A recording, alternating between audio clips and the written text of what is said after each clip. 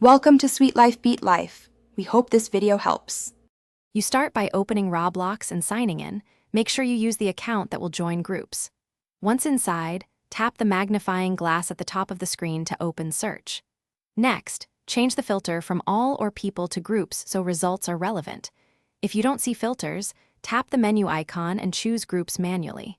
Doing this first saves time and avoids irrelevant results when you type your keyword or group name. Once you've set groups as the filter, type a precise keyword. Use the exact group name, common abbreviations, or the associated game title to narrow results.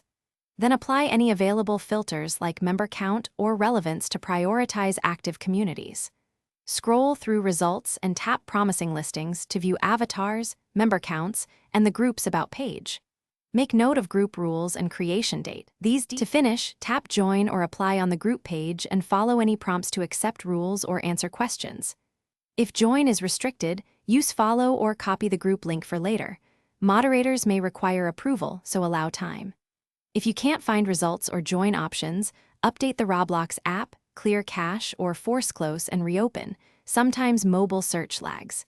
If problems persist, try the desktop site briefly. Desktop often reveals controls hidden in the mobile interface.